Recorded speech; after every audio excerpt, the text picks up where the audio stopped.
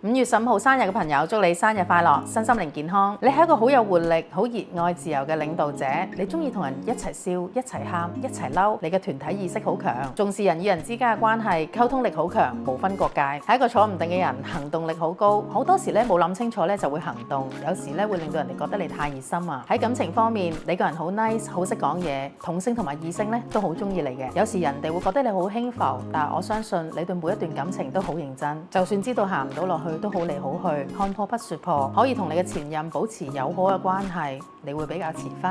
而喺性格方面，你會比較被動，希望令對方開心，好多時咧冇辦法享受到真正嘅性愛嘅。而財運同埋事業方面又點呢？你係一種好吸引人嘅魄力，你係一個好有才能嘅領導者，但係唔中意落命令，你中意同下屬同一陣線咁樣做嘢，任何職業你都 OK 嘅，擅長照顧下屬嘅感受，你好受愛戴。財運方面咧就會大起大落多啲，你揾到錢，但係亦都中意使錢，有好多時咧，亦都會使喺人哋嘅身上嘅喎。唔太擅長理財啊，咁如果你需要財富增長嘅話咧，可能都會揾翻啲幫你理財嘅專家會好啲嘅。你嘅生命課題又係啲咩呢？其實你對靈性啊、精神層面嘅世界咧都好好奇同埋好有興趣嘅，但係你好怕你自己依賴同埋沉迷喺呢個世界入邊。心靈同埋精神層面嘅世界咧都係一種學問同埋一種智慧，如果用得好嘅話咧，身心靈同埋能量可以活學活用喺你嘅生活方面㗎。